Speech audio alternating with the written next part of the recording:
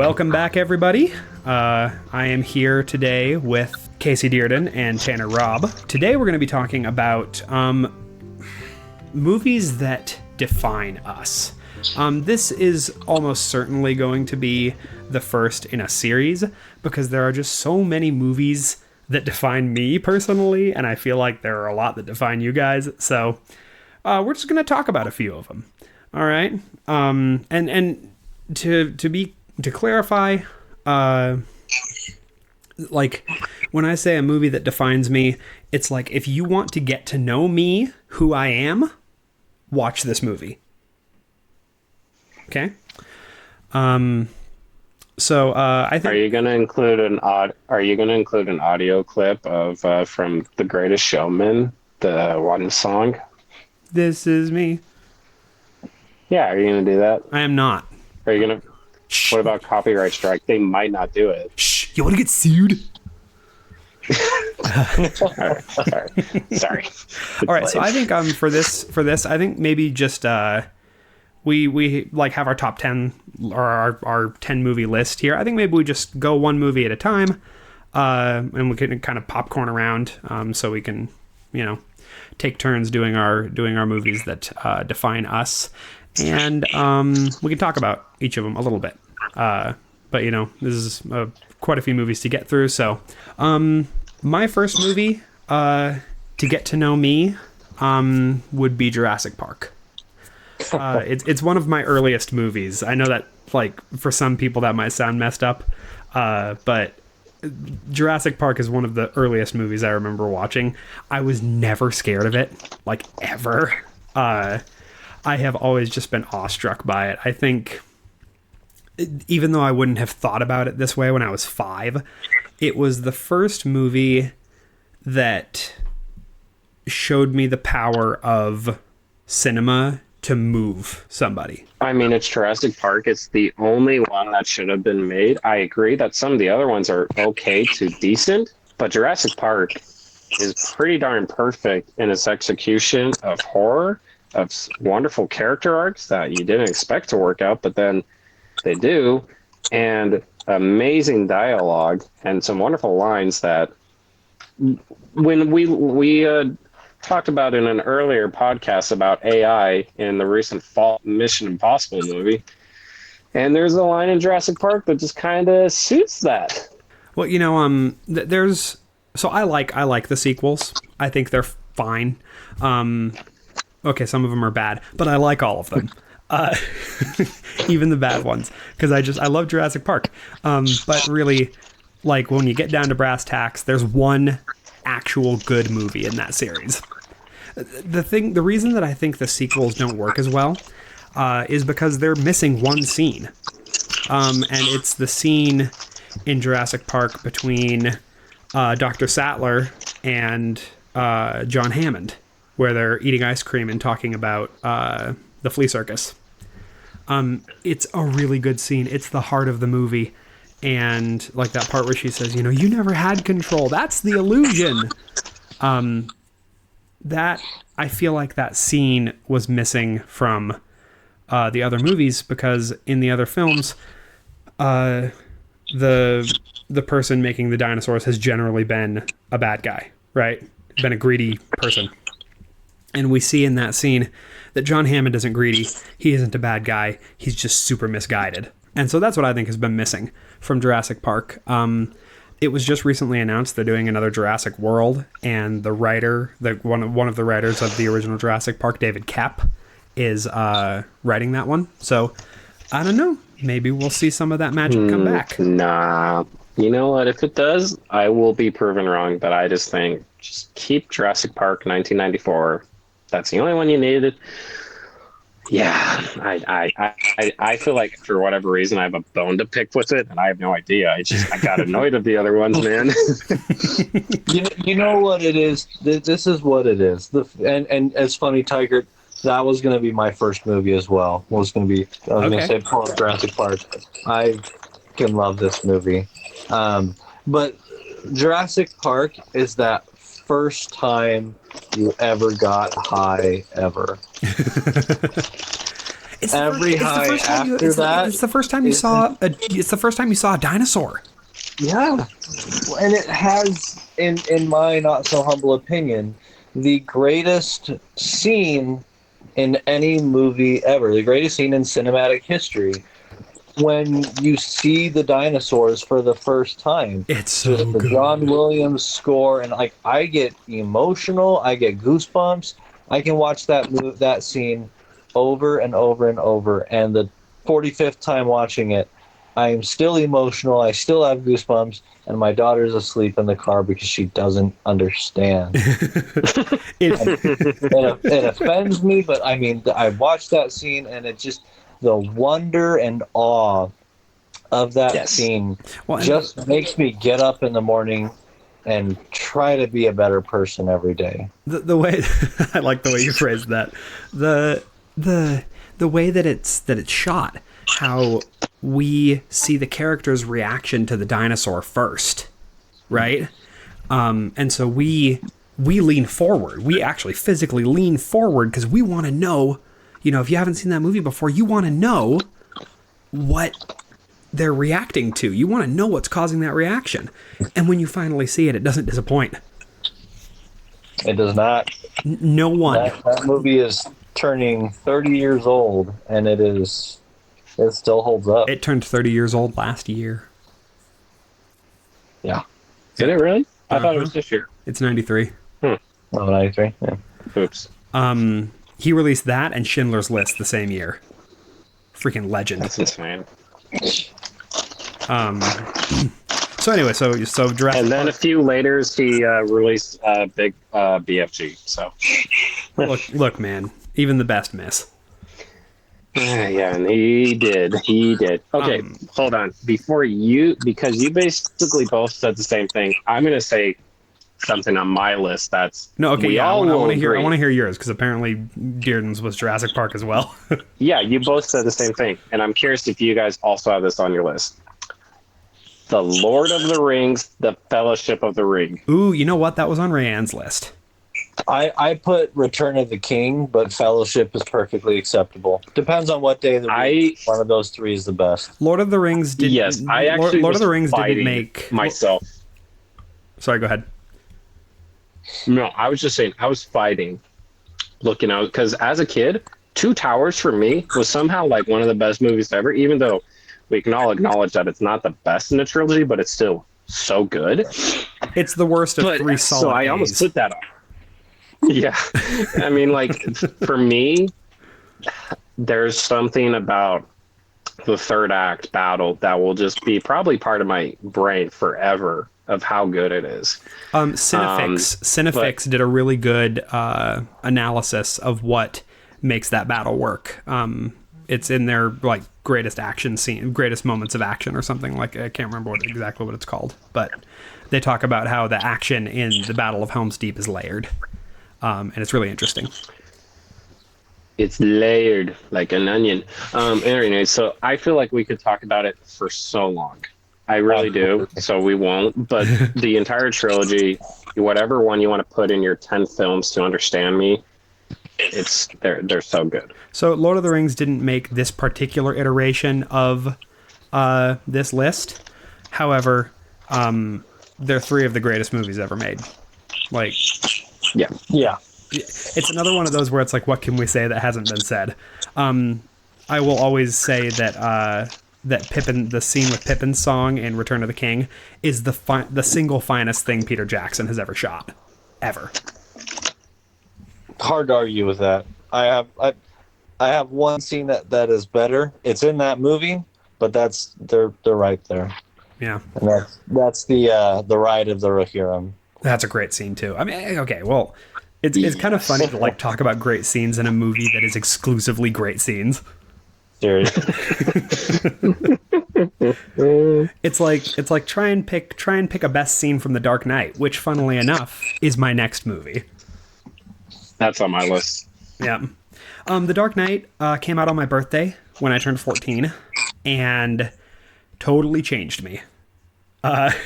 It completely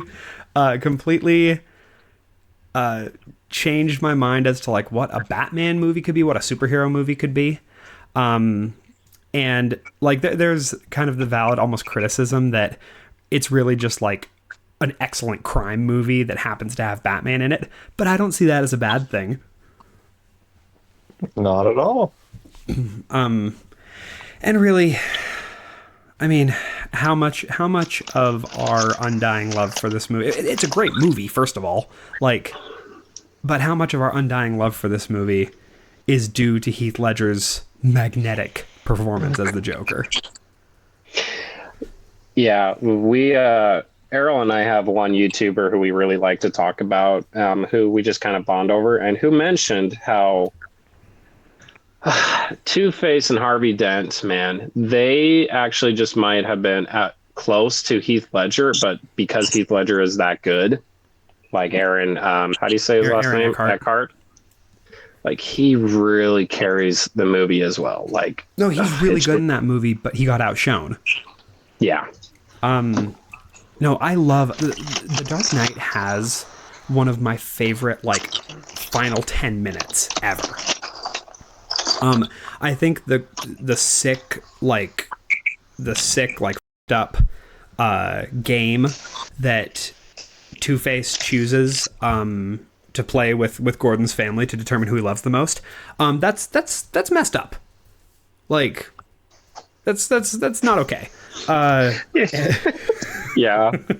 Yeah, you're saying that. I think The Dark Knight did so much for not only us who grew up with that movie, but just for comic book movies in general, being like, yeah, you can take this a little seriously, and it can be very good. Now, some movies afterwards in the DC universe kind of took that and cranked it up to 100 and whatever. Well, I don't they think tried that's to apply entirely... they tried to apply the same principles to characters that it didn't work for. Yeah, but I think for films that, if you watch The Dark Knight, you'll understand that me as a kid finally was like, okay, comic books, superheroes, they can be taken seriously, but it can still like really work. This is not the last time that Heath Ledger will appear on my list, but I've just got to say real quick, I remember where I was when I found out Heath Ledger died. It was a moment for me. Like, it was actually affecting, because I really, really love Heath Ledger, and he was taken from us just far too soon. And I every time I watch him, I just see him. I see him, and it's like he's alive again, and it makes me sad. So weirdly enough, even though The Dark Knight is one of those movies that defines me, I always get a little sad when I'm watching it, because the world is without Heath Ledger now, and that's really sad. And the fact that he set a standard for playing that particular character, that will forever be the standard, to the point where Joaquin Phoenix thanked him in his Oscar speech, goes to show just how good he was in that part. Yeah. And also The Dark Knight's just a great movie. It's so good. This is like the least like analytical, critical way I could talk about this movie. But it's just so dear to me, and it's one of those that I watch it on my birthday every year, and I never get tired of it. I could watch it anytime. Oh, and also, I've said this recently to both of you, I think, but Gary Oldman is my Gordon. Yes, I love Jeffrey Wright. He's great in The Batman, and I think his version of Gordon is excellent. But for me, when I'm reading a Batman comic, I hear Gary Oldman. There are certain line deliveries that seem like they're just ripped straight from the page. And so whenever I talk about Batman, I am always going to find a way to plug Gary Oldman as Jim Gordon, because he's perfection. Dearden, what's your next movie? Well, I'll start with the one that everyone knew was on my list, and I'll go with Star Wars. Oh, what a big surprise. Right. What a big surprise. It's on mine too. Whoa. When I was a baby, first off, was blind and my parents didn't know it. Second off, was an emotional baby. And I would cry and cry and cry. And the only thing that would shut me up was my parents putting on the Star Wars movies. Now, But you could only hear them. I saw little lasers, so you know. Now my parents raised me right, and they raised me on the original trilogy, kind of because that's what was available when I was a baby. And Yeah, the prequels would have like just been starting to come out. I think I was 3 when the Phantom Menace came out, 2 or 3, and for now we'll stick with just A New Hope, but Empire Strikes Back, Return of the Jedi, throw them in there. But A New Hope to me is the pinnacle. It started the modern cinema. It saved cinema, and from the very first scene, it was different. George Lucas changed the way movies were made. It used to always be, you had the opening credits. Lucas said, "No, I'm not going to do that. I'm going to do an opening crawl." Well, and then the ship flying over the camera into the frame. I don't still care get that this movie goosebumps. came out. I don't care that it came out in 1977. That scene is thrilling to this day. Yes. And it's a perfect. I mean, it's a textbook hero's journey movie, and I'm not saying that as a knock. It just shows. It just shows that Lucas, at that point, at that time, understood how to tell a story. And he understood to a as we get into the later movies, mythology. He understood it so well, and I just fell in love with storytelling because of the Star Wars movies, and I will forever love them forever and ever. And I mean, you have to be made of stone not to be transported by John Williams' opening fanfare, right? it's amazing. I mean, like, let's be real.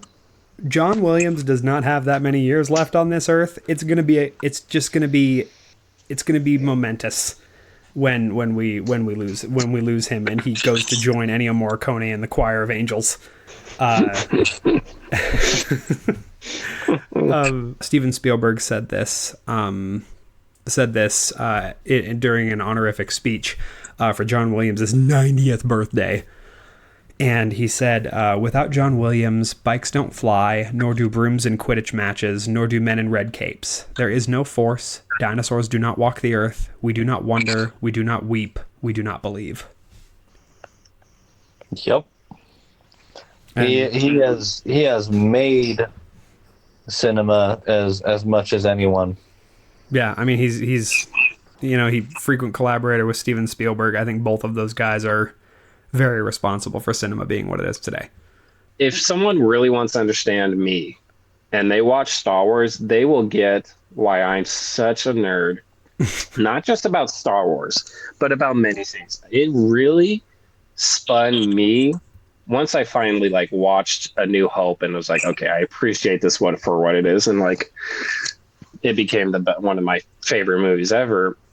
People will be able to look at me and understand why I'm just so obsessive about these fictional worlds and how they work so well with their storytelling, their lessons. I have a few animation films on here that I'm very obsessive about and their worlds, but Star Wars just kind of reveals that part of me of why I became that person. That's cool. Yeah, no, Star Wars didn't make it on this iteration of this list either, but it's definitely on there. I when I was a little kid, I remember I was very concerned with the salvation of Darth Vader, because I was very concerned with whether or not he was redeemed when he died, and that was pretty early to be thinking about that stuff, I feel like. Yep, is what we say because we just agree and we're all nerds that kind of get along with the same thing. So yep is a good response. Okay, Rob. What's your next thing? I'll go. You know what? I'll go with Napoleon Dynamite. I love that movie. I I used to thought that I was like, well, I don't really love that movie. But then when I looked at my list, I was like, no, I actually really like this movie. There is something about the simplicity of a slice of life that kind of spurred my enjoyment of slice of life content, especially because in anime, which I will get to later, it there's something just about enjoying watching kind of nothing. Yeah. And I enjoy just being able to be kind of absorbed in a world where it's not that far away from us. It's Idaho. And the music works really well. Somehow, I there's a lot to be loved about that movie, even if it's kind of, to a degree, like... There's so many good lines. There's so many good... $6. It's like $1 an hour. Oh, Tina, you fat lark, come get some dinner. Well, and though, like, there is something, like, at the end of the day, what that movie is about is like three people who make each other's lives a little easier. Yeah. It's not world ending stakes, but it's relatable and it's sweet. And when Napoleon, puts it all on the line to do the dance at the end, like there's some power, there's some sneaky power there. And I love the last scene, how Deb doesn't need to say anything, and we know what she's thinking. Yeah, no, Napoleon Dynamite's great. That's one of my movies that inspired me most as a filmmaker. Nice. Yeah, so that's a good pick. This is going to shock you, but my next movie is Lady Bird. Yeah, there it is. Yeah, I mean, obviously. So I remember I was living in Vegas when I first watched Lady Bird. I didn't actually watch it when it came out. I was living in Vegas when I first watched Lady Bird, and there was some scene. I can't even exactly remember. I think it was the one where her ex-boyfriend comes to talk to her behind the restaurant or behind the cafe. And, she's like, "You're gay." And he, says, "Please don't tell anybody. I haven't figured out how I'm going to tell my mom." And he starts like choking up and everything. And you see it in Lady Bird's face that she still cares about this guy. And so she says, "Don't worry." And then she hugs him. And that was, I think, that was the moment in the movie where I was like, this is like next level shit. This is really, really good. And then there's the scene where she asks her mom, like, "Didn't you ever," her mom's chewing her out. And she said, "Didn't you ever go to bed without putting your clothes away perfectly one time? And don't you wish your mom hadn't gotten mad?" And the mom sits there for a second and she says, "My mother was an abusive alcoholic," and then leaves. And I think like this is a very recent movie, considering we're talking about movies that made us, but that storytelling and that, like, Lady Bird has been hugely influential as I've been trying to write honest stories. And there's just not a false note in the entire thing. I can't believe that was Greta Gerwig's directorial debut. That's insane. I like the way that you describe it, is that there's just an honesty to the film that works incredibly well. And yeah, Greta is very talented, and I'm very excited to continue to watch what she does, because she obviously can bring people now to the theater, so she can kind of just do what she wants, and that's great for a filmmaker to do so. I'm kind of excited. I'm excited. Her next thing is Narnia, so I'm excited to see what she does with that. Oh yeah. How much do you want to bet Saoirse Ronan plays the White Witch? I'm not complaining. I'm not complaining either. Did you just have an asthma attack, Rob? Yeah, that's ironic. Yeah, a little bit. Yeah, Lady Bird.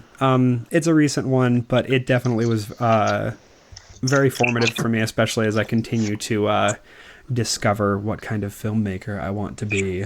I don't really like talking about like being a filmmaker on this show because it's supposed to be about like real people, right? And obviously filmmakers aren't real people, so. True. Clearly. Dearden, what's your next one? I always grew up watching the Bond films. That was something that my dad and I we loved watching those together. And then I read all of the books, and I loved all of the books. If I had to narrow it down to one movie that really kind of formed my myself, it would be Daniel Craig's Casino Royale. Yes. That movie is incredible. The best Bond film, but also it was a reboot of the franchise. I'm going to disagree and say Spectre, but I do love Casino Royale. You think Spectre's No, the not best Spectre. Bond? Not Spectre. Skyfall. Oh. No, Spectre sucks. Oh, Skyfall. Brother, I was like, no. No. Spectre sucks. Skyfall is. I like Skyfall quite a bit, but I'm still giving the edge to Casino Royale because it's fair. raw. You see such a huge arc in the movie, and it's also the closest to the book of all of the movies. Interesting. It's not very close, but it's the closest. They just do not care. They just do not care for the source material when they're adapting. No, in terms of the arc that Bond goes on. Now, the best book is Moonraker, which oddly enough is the worst movie. I love everything about this movie. The amateur way Bond just literally breaks through walls to get to his objective. In the Mystery Science Theater riff tracks for that, when he breaks through the wall, one of the guys is like, "Bond smash!"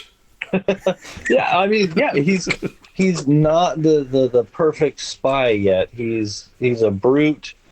In another movie, it still counts.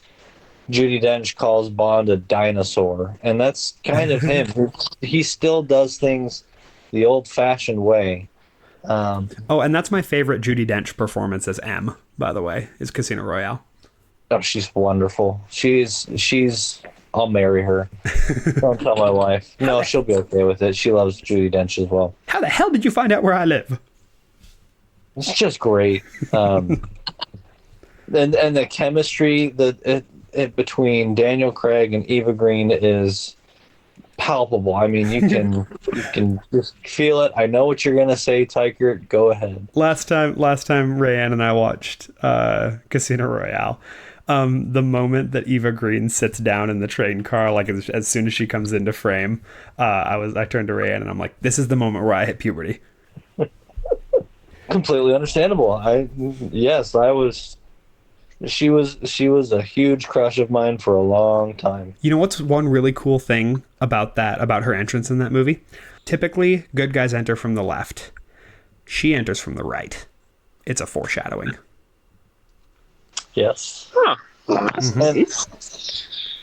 I just to harp back on that relationship, she is so disarming to Bond. I mean, she is one of the few people in any Bond movie ever who can match Bond's wit toe to toe. Because she's Eva freaking Green.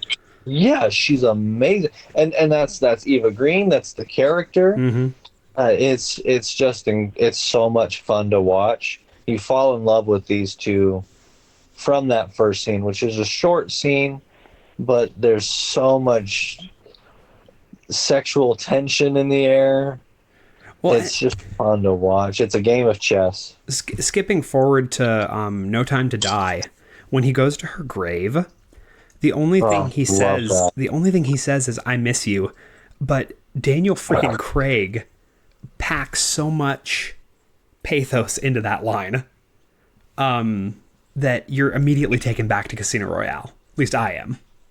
Yes. Yeah, I love that they threw that into No Time to Die. Just that closure was. Oh, and also a little bit better than The Bitch Is Dead.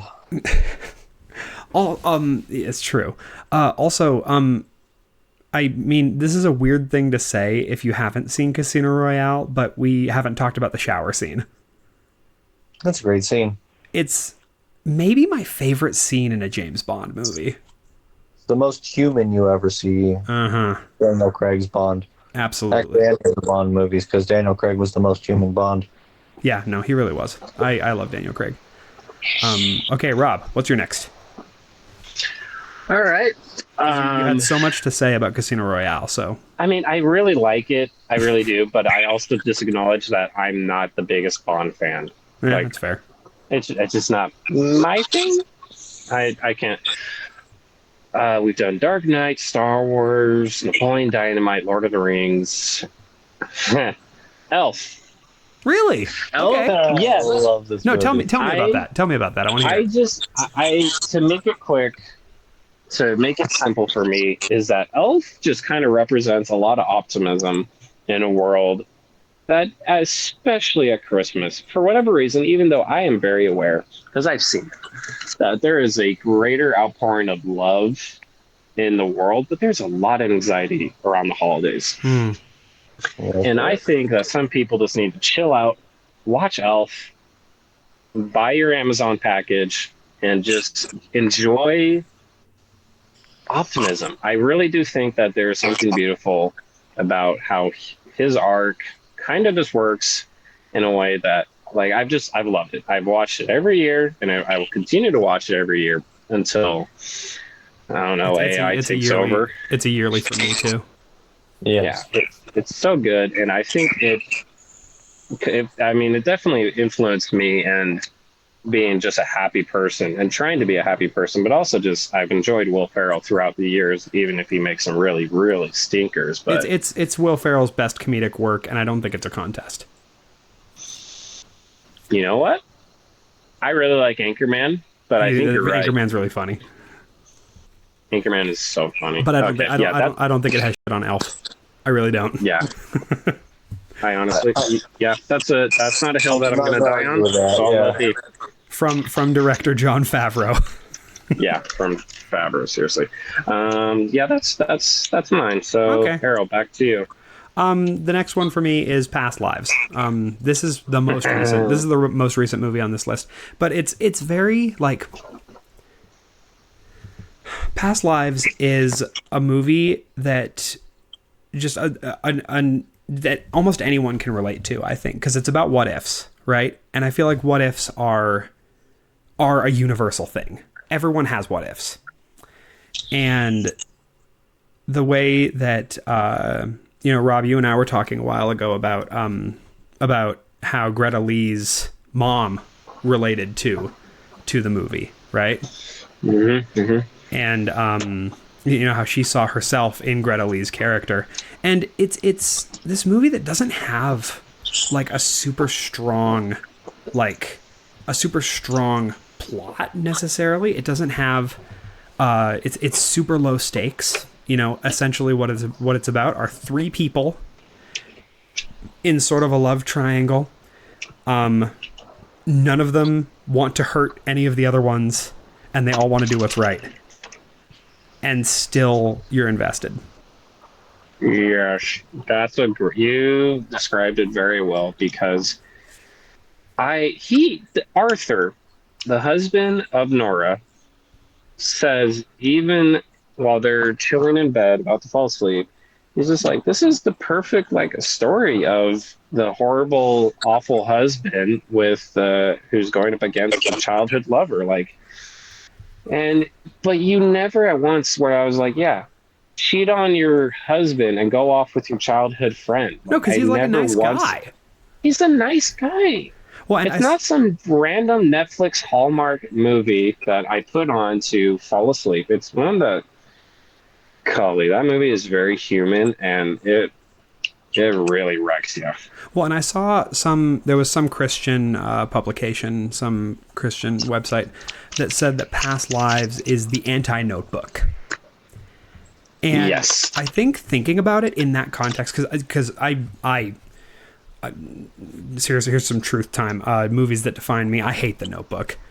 I think the messaging in that is toxic as hell, and it celebrates toxic and dangerous things as romantic. And Past Lives is very much the antithesis of that. right? Like, because in the Notebook, Rachel McAdams is with a good guy and cheats on him to go be with her lover, and the movie portrays that as romantic, like they're meant to be together. Past Lives is very much not that way. It takes a nuanced approach and explores the situation in all of the beautiful mess that it is. And apparently it's autobiographical, so that makes sense why it feels so honest.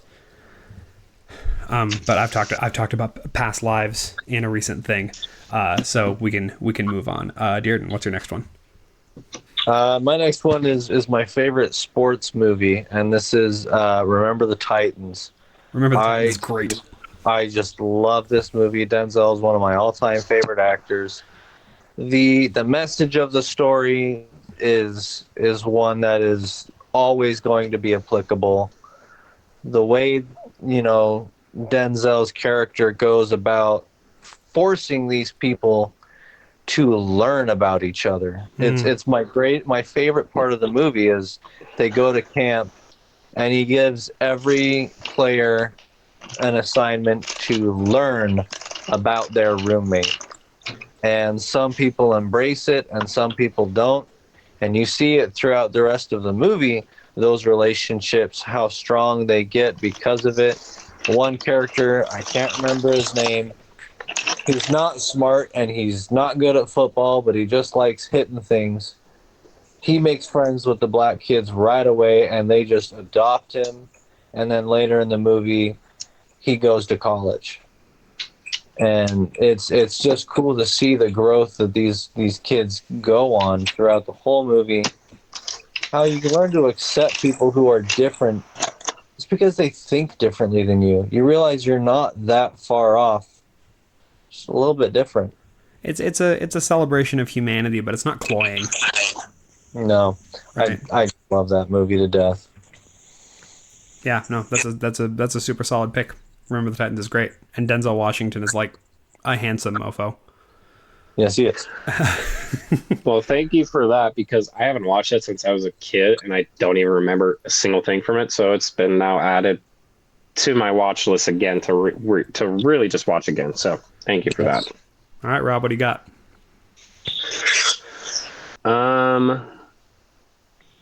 Have we talked about Into the Spider-Verse? That was going to be not my next pick, but the one after. Yeah, Into the Spider-Verse, man. I love this movie. I think that there are multiple, and I'm trying right now to just chill.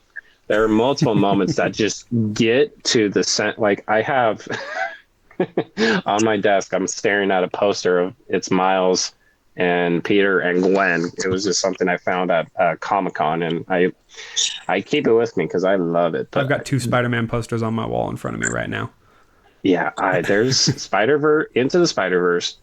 One gets Spider-Man, gets why everyone loves Spider-Man and can love different versions of that character. And why is such an enduring character? Yeah, like there's just a lot of things. I think, especially for me, because Stanley passed away, and the tribute to him. Oh, it'll put some tears in your eyes. Yeah, it works so well for me, and I really, really do love how the animation for the Western Hemisphere changed immediately. Right. And we still see it. And we're going to see it with a third when the trilogy finishes. Yeah. So, Into the Spider-Verse, I love it so much. The character work in that movie is flawless. There's nothing wrong with it. It's clear that Lord and Miller know their shit. Yes. And that has so many of my favorite moments in any Spider-Man movie. This will shock some people, I'm sure, but I'm a brown-haired white boy who loves Spider-Man. And so I grew up watching, the Raimi movies, the Andrew Garfield. I watched some of the cartoon, and I read some Spider-Man comics. I love Spider-Man. He's my favorite. I've read a lot more Spider-Man in my adult life than I did as a kid. But anyway, Into the Spider-Verse has that moment. It's the "What's Up, Danger" scene for me. Yeah. Mm-hmm. It's the best moment in any Spider-Man movie. And the moment where he ascends downward into the city, right? Had my jaw on the floor in the theater. For me, like, honestly, okay, "What's Up, Danger," it's the best moment, but it's not nearly as impactful without the scene that comes right before it, where it's Miles and his dad at the door. And maybe it's just becoming a parent, but that scene gets me every time. I can't watch that scene without getting choked up. I agree, man. I'm sorry for bringing up a movie that's going to get us all emotional at too late of a time right now, but man, Into the Spider-Verse. If you want to know Spider-Man and why I love Spider-Man, you got to watch it. Yeah, well, it does a really good job at understanding the kind of conflict that Spider-Man deals with, and the kind of growth he experiences. And I like that movie's version of Miles Morales better than I like any version of Peter Parker. Yes. He's just he is immediately likable, and he never loses that. And also, the movie's just really freaking funny. The movie's very funny. I did not. I went into this movie knowing it would be great. I did not go into this movie knowing it would be nearly as funny as it was, which I should have. I mean, it's Spider-Man. You'd think. You know. And it's written by the guys, or at least some of the guys who did the Lego Movie and the Jump Street movies. We should have known. Yeah. We don't need the monitor. That's a really good part. No, but my favorite. Oh, shoot. I just completely blanked on what my favorite line from that movie was. Oh no, it was when he's in the hallway and he's like, "Everybody knows. He knows, she knows, they know." Wow, she's super tall. I'm like, this is a superhero, like a discovering your powers moment, but it's also like a quintessential puberty moment too, right? It is. I love he says that out loud too. I think I hit puberty. Glad I say that out loud. I saw you sneak out last night, Morales. Play dumb. Who's Morales? Not that dumb. Not dumb. No, yeah, Spider-Verse. There's no flaw there. It's a perfect movie. No, it's amazing. It's a perfect movie. So definitely a good one for that. My next film is a little one called Tokyo Story, by a Japanese director. What is it? Yasujiro Ozu, I think. Hold on. Yeah, it's Yasujiro Ozu, and it's just a very disarming kind of movie. Again, Rob, it's one of those slice of life movies. There is kind of no plot to speak of in Tokyo Story. It's just about an elderly couple going to visit their kids in the city. But the movie takes you on this journey with these characters, and it gets you, it gets you involved in their lives, and it's something that it's very subtle. It's kind of like Past Lives in the sense that it subtly gets its hooks in you. You don't notice that you're absolutely riveted until the movie's almost over. And it's just got really subtle performances that are evocative, and it's beautifully shot, and it's something where it tackles, it looks at its story and its characters through a cultural lens, but it tackles themes that are universal. And the ending is just heartbreaking. It's heartbreaking and beautiful. So I could gush about Tokyo Story all day, but since neither of you have seen it, I will just leave it at that. I watch will Tokyo Story. watch it. Just haven't got to it yet. Well, yeah. How many of those Criterion Closet videos have somebody picking Seriously. Tokyo Story? Yeah, it frustrated me. I was like, fine. You're screaming at me right now. I'll watch it. No, it's really excellent though. I want to make Salt Lake Story. There you go. Dearden, what's your next pick?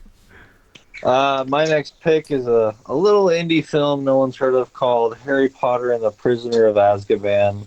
That's good. This pick. movie, I just remember this movie more prominently in my childhood than any other. I couldn't tell you exactly what in this movie stuck with me all these years. As an adult, what sticks with me is The Amaze Balls Bonkers filmmaking by Alfonso Cuarón.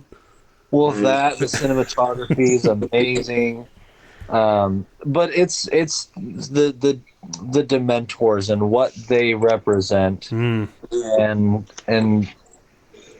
we all have demons in our closet, or skeletons in our closet, demons, whatever. We all have one great big fear, or a couple. And that is Severus Snape. And that is Severus Snape. And all we need is just a grandma's dress, but Yeah.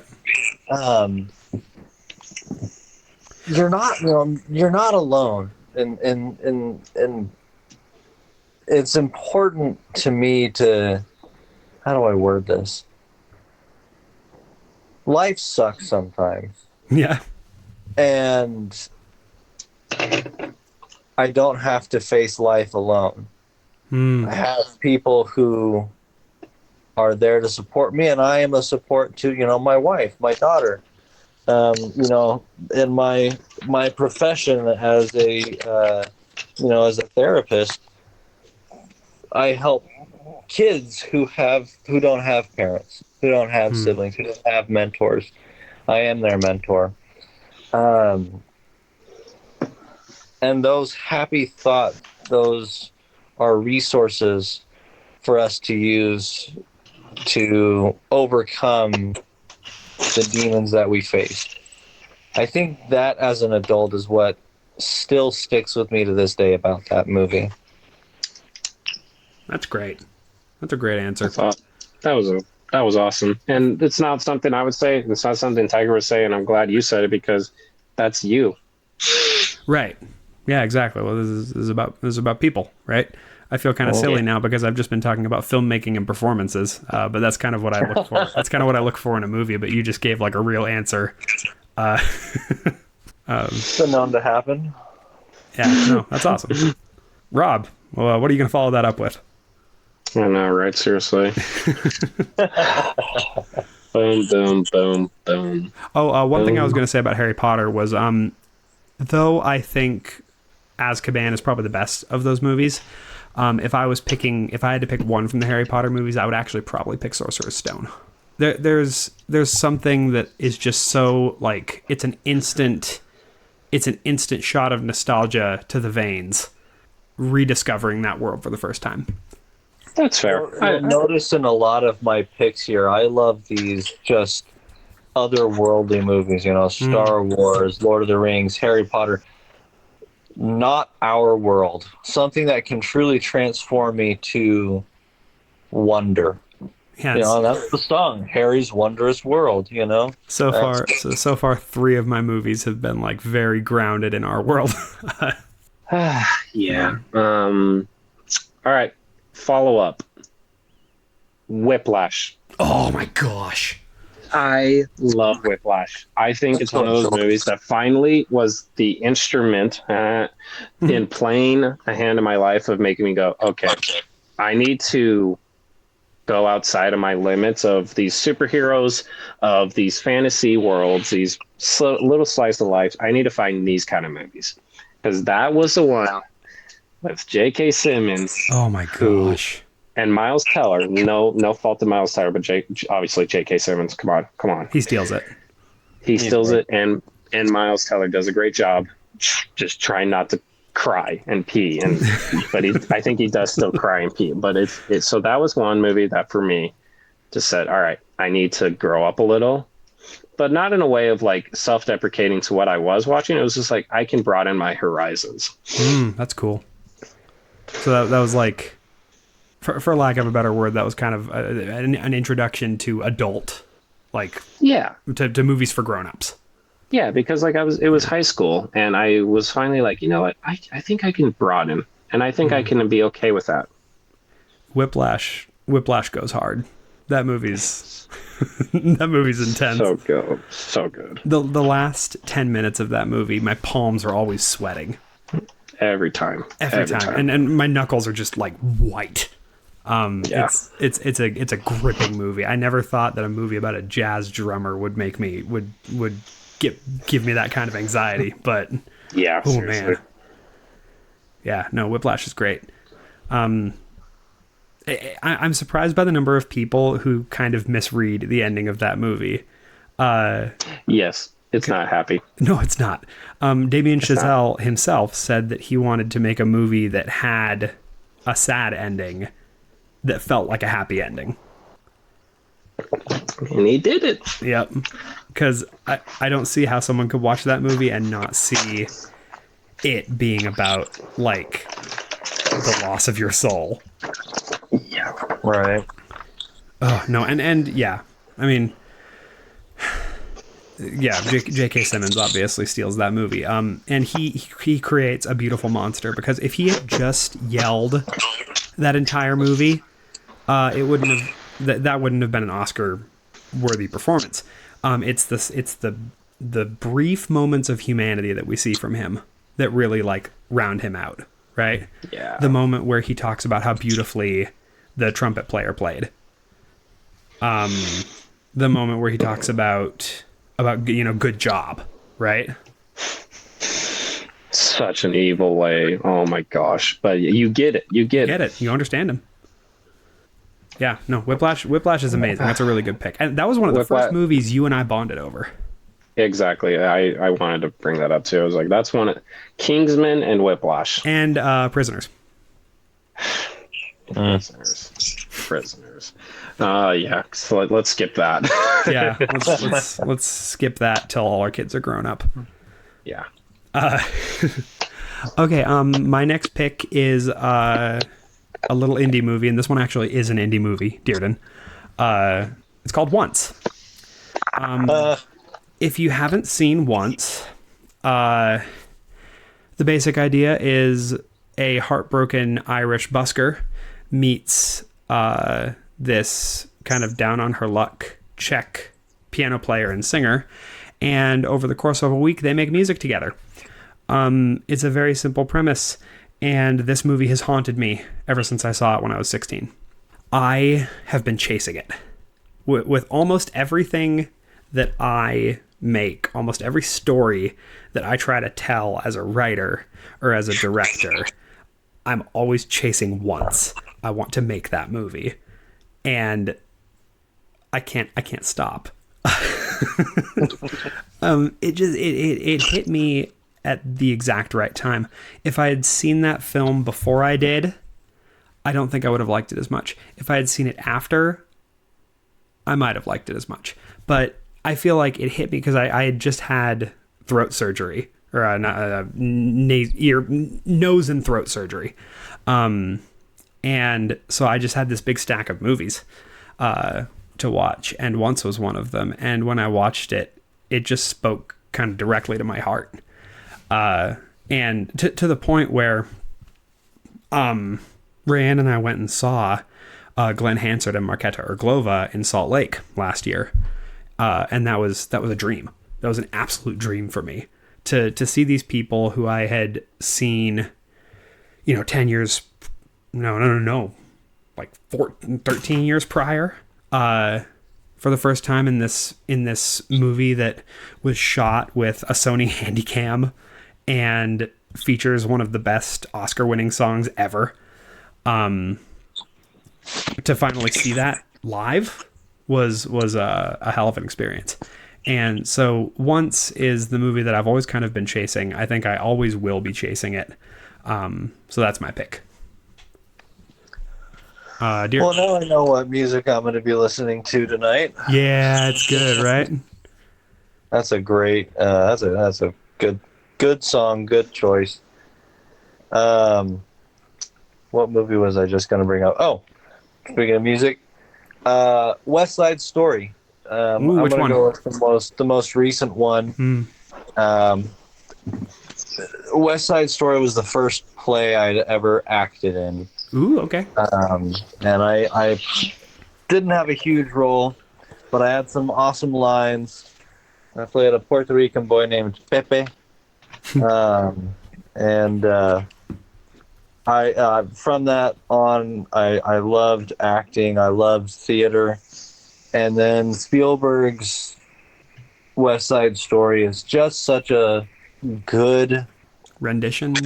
adaptation, rendition of the story, of the music, the creative choices he made that differ from the original. I thought made it better. I think the way that he repurposed "cool" is maybe the best thing about that movie. I loved it, and that's what I was about to bring up too. It fit better than I liked the way the original movie did it, but yes, it was better the way they did it in Spielberg's film. The music just hits me every time. When my daughter is struggling to sleep, because she gets scared very easily at night. She's afraid of the dark. I'll go in there and I will sing to her Somewhere. And that just calms her right down. Rita Moreno's version of the song is beautiful, and she sings just like my mother-in-law. So when I play that song, my daughter thinks it's grandma singing her a song. It just that's awesome. It's so special to us that we already share that story, that movie, that play. Also, Rita Moreno is a damn national treasure. She is amazing. I love her to death. If I can't marry Judi Dench, I'll marry Rita. Man, you got a real Harold and Maude thing going on here. Well, they'll throw Helen Mirren in there as well. We're good.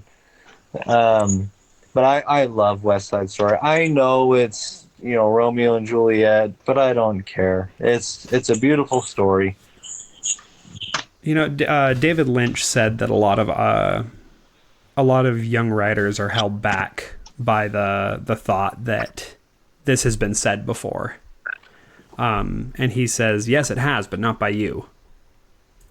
Mm-hmm. Right, and right. That's my thought on the pursuit of originality. I don't think originality matters. Execution matters. Right. And the remake... earlier we talked about Star Wars. That is something that borrowed from many things of that era. And it's one of the best films of all time. A lot of Star Wars...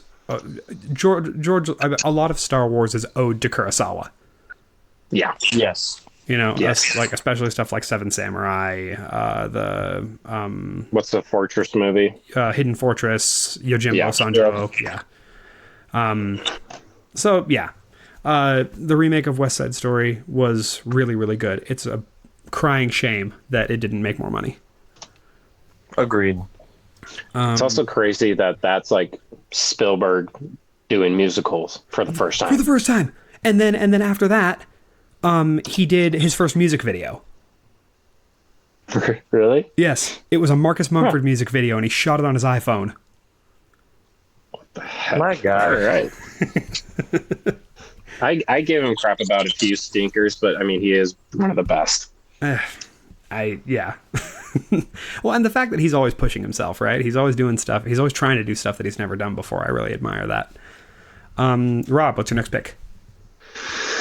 Okay. I think I have three more. How many do you guys have? Because we've had a few that have overlapped. I have three more. What can you do about that? I was going to talk about Spider-Verse, but then you did, so. Yeah. So I'll go with one that I doubt either of you have watched, and if you have, that would be fantastic. But Akira. I haven't seen that. It's on my list. Yeah. I watched it recently. This is probably mine on the list that's most recent, even though this came out 1988. At least this film did before the manga. And man, there is so much life that is breathed into this really disgusting world, and I love it. The Akira slide will obviously be something that people will pay homage to because it's very easy to just kind of put it into your story. Does the cyberpunk genre as we know it today exist without Akira? I think that You know what? Hold on. Ghost in the Shell, I think, was released afterwards, and that was a huge contributor to it. Ghost in the Shell, 1995. Akira, Blade Runner. Yes, like Blade Runner and Akira, I think are very, very close Mm-hmm. with how when they were released. But really, do Akira was that movie that I, even for me, having watched it very recently, it just kind of clicked on many ways of just seeing how awesome animation is, man. And obviously, for people back then, it opened their world to anime and to the Japanese way of doing storytelling and the way that the crazy labor that they go through and sometimes very unethical labor that they go through to make these beautiful pieces of art. Like, you go into it, man, and you get transported instantly because the music, the background, the kind of okay characters, just like it's phenomenal. I love Akira so much for having known it all my life, but now having finally seen it, I get it. And like, Did you see Nope? nope, that's the Jordan Peele one, right? Yeah, they do an Akira slide in that. I did see because I saw like a video that showed a bunch, and there was even one from the 2D Clone Wars one. I was like, oh yeah, I remember that. Yeah, so Akira just, I was gonna thinking about doing like the Demon Slayer movie, but Akira just kind of is much better, and so anime is a bigger part of my life now, and Akira kind of just reminded me that I've always just kind of liked it. So I really like Akira. Right on. I love it. Cool. My next pick is okay. I'm going to preface this by saying that there is a very small number of movies that are in this club, and that club is movies that I have seen 50 times or more. And like Enchanted is one of those. It's not my pick, but Enchanted is one of those. That'd be a good pick. It might be in a future episode where we talk about this, but this one is 10 Things I Hate About You. Yeah, I knew this would be on your list. It's so this was my mom's way of kind of like sort of backdoor introducing me to Shakespeare, right? Because it's an adaptation of Taming of the Shrew.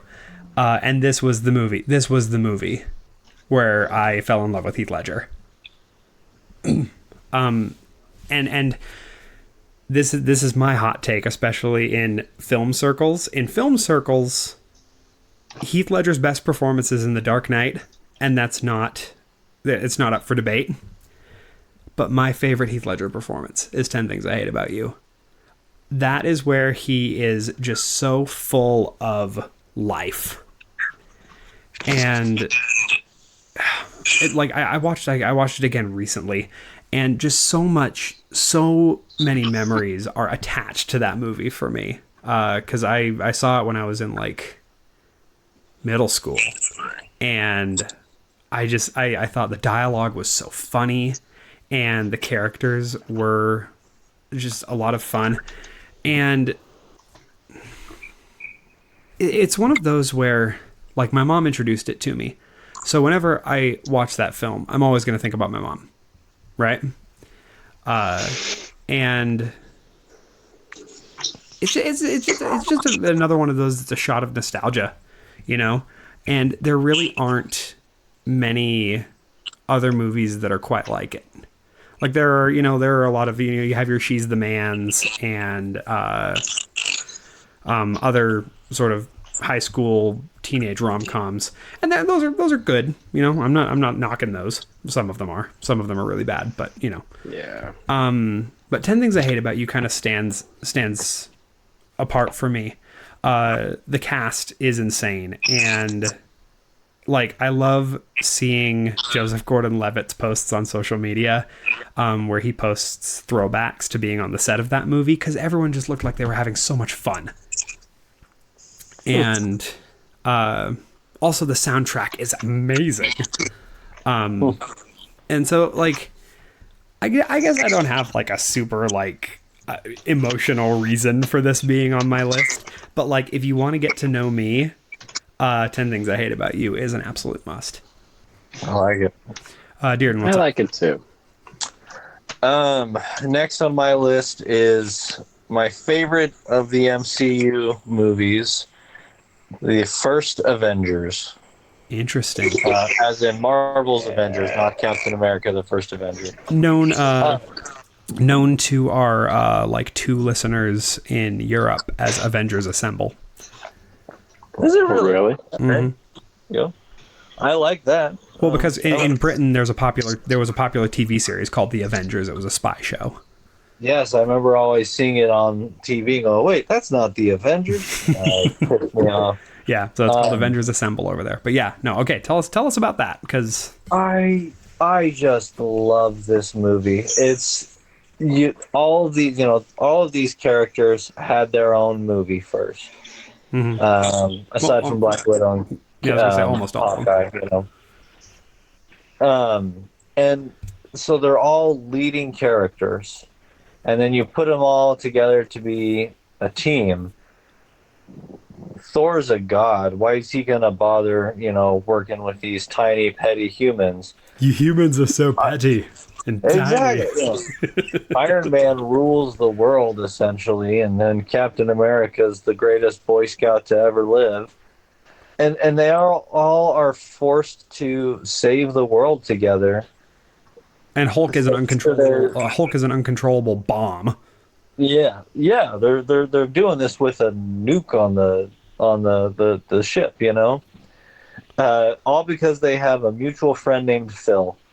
And rest in peace, Coulson. I don't count Agents of S.H.I.E.L.D. No, forget that show. And there's just so much, bickering and bitching the entire movie. And then Phil dies. Spoiler alert. Sorry, guys. And they have something. Yeah, that movie only came out in 2012, man. What are you doing? It's too soon. I know. I'm an ass. I'll keep my mouth shut about Empire Strikes Back, though. Don't tell me what happens at the end of Titanic.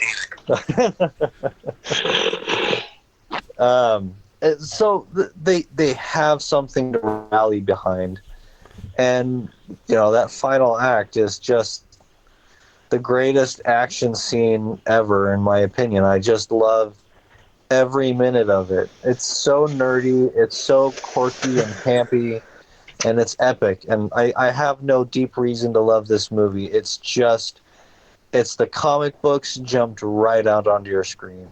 The thing that I like about that movie is it is enriched by what came before it and what came after it. True. Because you look at like when Captain America and Tony are arguing, right? And Tony says, everything that's special about you came out of a bottle. We have seen First Avenger, right? We know that what makes him special isn't what came out of the bottle. And we see that again when he faces down the army of Thanos in Endgame. Cap says to Stark, you'll never be the one to make the sacrifice play. He not only has already made it, he made it in the first Iron Man, but he makes it in that movie, and then a couple other times throughout the saga. So like Martin Scorsese said that these movies are not the cinema of human beings communicating emotional experiences to each other. And like, you know what, Marty? You make great movies and you bolster the cinematic landscape. I'm not going to say that you're wrong. I just disagree.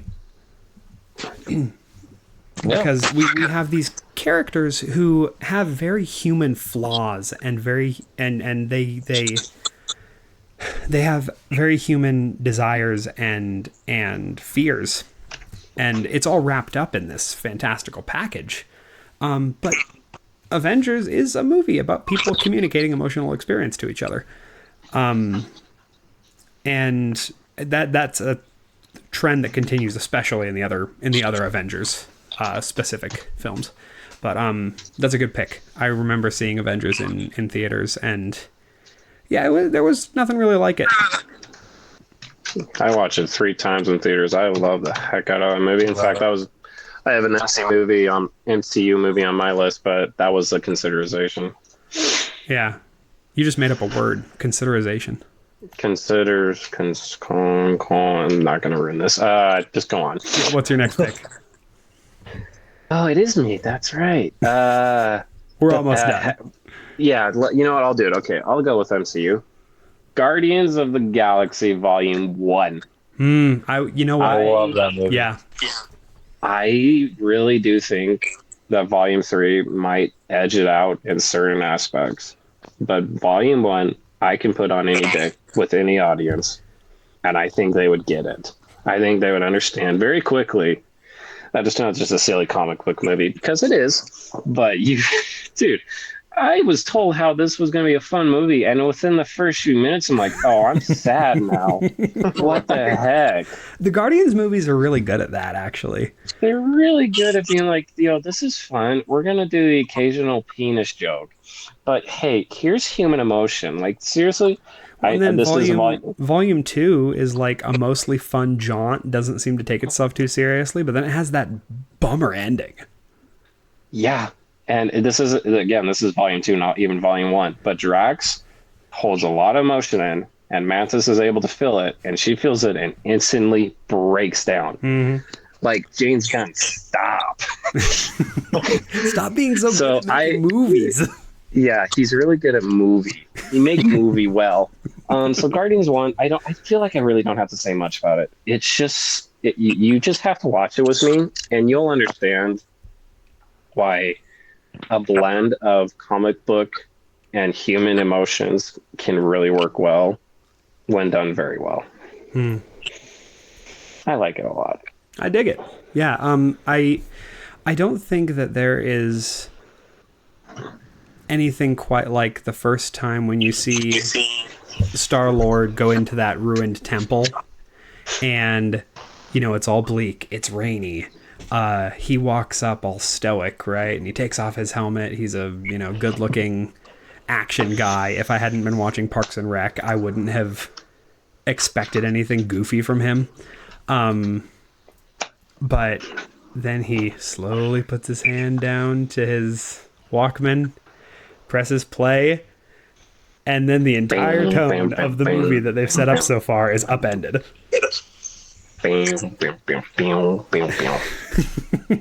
So good, man. I remember sitting there as I was watching the opening credits, and I'm like, what the hell? Not complaining, but what the hell? It was just so like counter what we expect from an opening like that from things like Indiana Jones, right?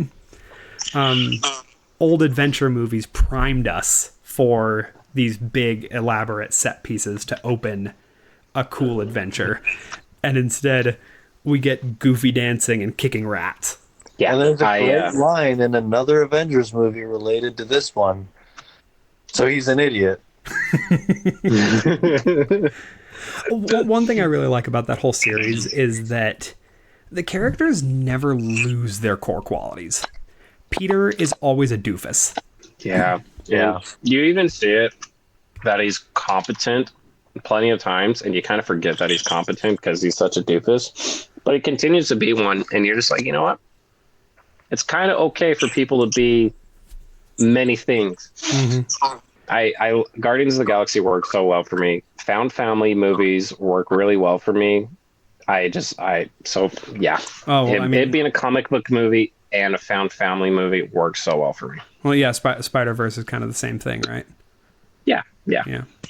My next pick is I wanted Edgar Wright to have a place on this list. And I was gonna go with The World's End. That's one of my top 10 favorite movies because it's so funny. But funny. I think that the better movie is actually Hot Fuzz. Because it is. That's a great one. That movie is a masterpiece of comedy writing. One thing that's really important to me as a person, and this is why this is on this list, is comedy, a sense of humor. Humor is very important to me. And Hot Fuzz is a wildly funny movie. But you want to talk about like comedic timing and just genuine good joke delivery. Edgar Wright and Simon Pegg and Nick Frost. They're the masters. The thing that I find really cool about that movie, and this is, again, it's from a screenwriting perspective. I mean, the movies that define me are going to be like, there's going to be good filmmaking. That's just kind of how it goes. That's what impresses me. The thing that I like about Hot Fuzz's script is that almost every single line and detail of the second half of the movie pays off something in the first half. That is the kind of writing that only happens on like the 20th draft, 20th, 50th, 100th.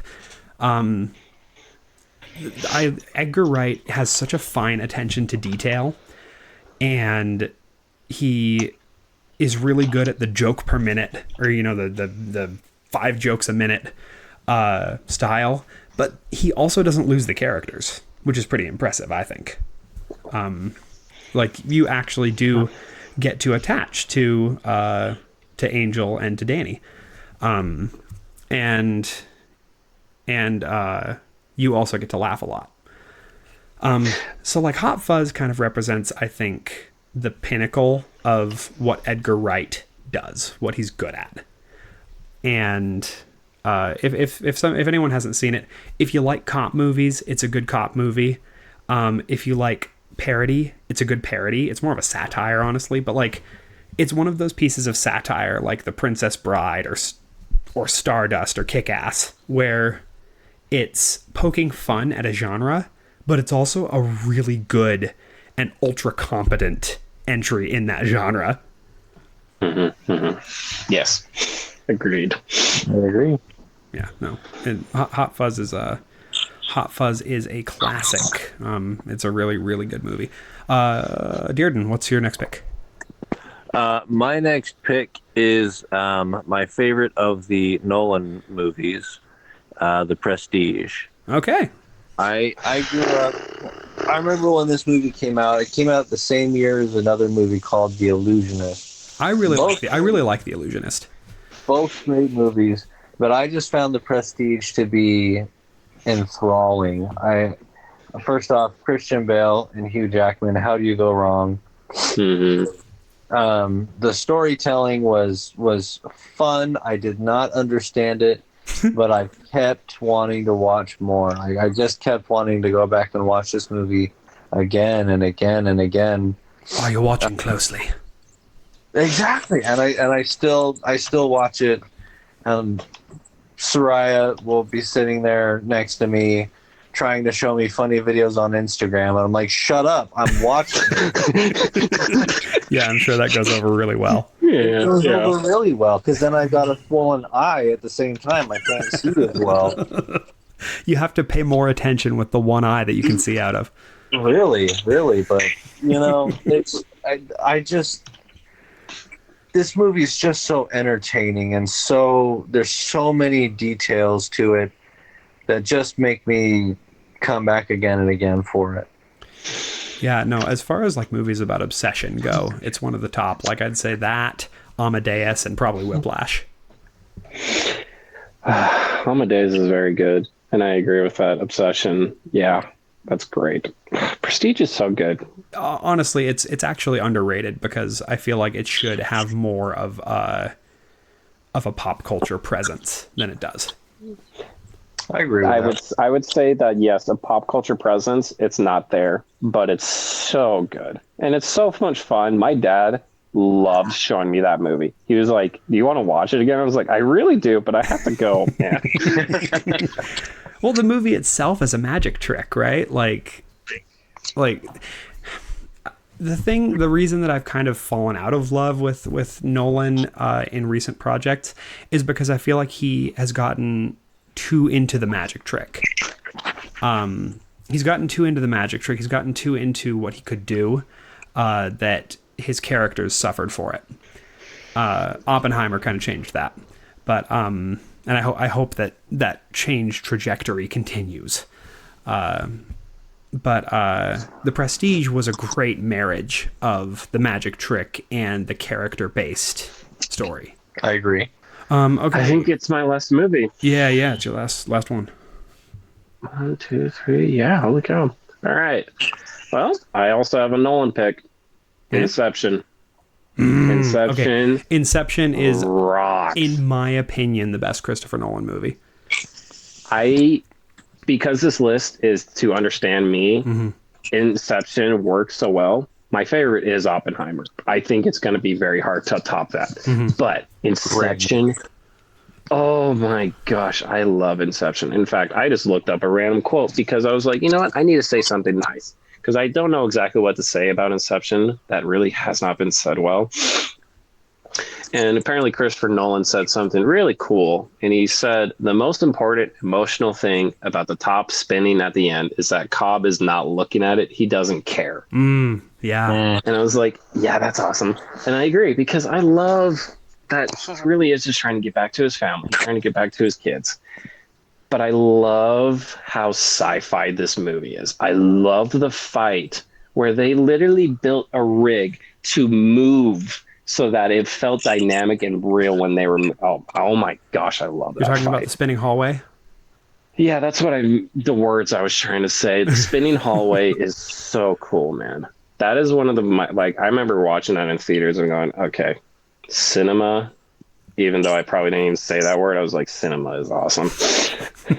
That's a very cool movie, and I feel like that's where The Prestige was a good marrying of the magic trick and the human element. Inception was the perfect one, and it's where blockbuster cinema meets heady sci-fi, right? Yes. It is Nolan's probably his most accessible, like, quote, Christopher Nolan movie, right? Mm-hmm. Yep. It's his most popular one for sure. That's the one everyone latched onto. Well, I mean, besides Dark Knight, but yeah, besides Dark Knight. Yeah, no, Inception rocks. It's fantastic. I think on an old blog post that I wrote, I called it a whirlwind of blockbuster nirvana. There you go. So, I think that about sums it up. All right, my last pick, and this one is very near and dear to me, is The Prince of Egypt. Ah. The Prince of Egypt is arguably the best animated movie ever. Arguably. I'm not going to say that it doesn't have any competition. That would be ridiculous, especially since we've already talked about Spider-Verse. But The Prince of Egypt it's a weird anomaly in DreamWorks and in animated movies because it really isn't like a kids movie, right? I mean, you have this epic biblical story, and you have music by freaking Hans Zimmer and Steven Schwartz, and like you have some pretty dark stuff. I mean, people die in this thing. And I remember it was another one of those movies like Jurassic Park that opened my eyes to the power of cinema to move people. There are many moments in this movie that I could highlight, but honestly, When You Believe it's the moment, right? Yeah, it's very good. Yes, I really don't want to say too much because I feel like you're just kind of saying it pretty darn perfectly. That movie rocks. It's difficult for me to put into words exactly what it is I love about this film. It blended 2D animation and 3D animation in a way that wasn't eye gouging. And it was a movie that didn't talk down to you. It was a movie that didn't talk down to you, right? I think that's what I like most about it. Is it handled this story, the story of Moses. First of all, just taking that on. That was Steven Spielberg's idea. Just taking the story of Moses on could be a minefield because it's such a huge part of so many different avenues of faith. So they were bound to piss somebody off, right? But somehow they didn't. Somehow they created this respectful, mature piece of art that the whole family could enjoy. And I feel like that's a hat trick you don't see too often nowadays. With Pixar, you see it quite, that's kind of their bread and butter. But their Not films, recently. their films are aimed at children, even though the adults appreciate them. I actually think Soul was their first movie that was arguably not made for kids. But like Prince of Egypt had mature subject matter on an epic scale, and it didn't try to kidify it. No. And for some reason, when I was watching that movie as a kid, I appreciated that. I appreciated that there were no annoying sidekicks. I appreciated that they didn't shy away from the Old Testament God.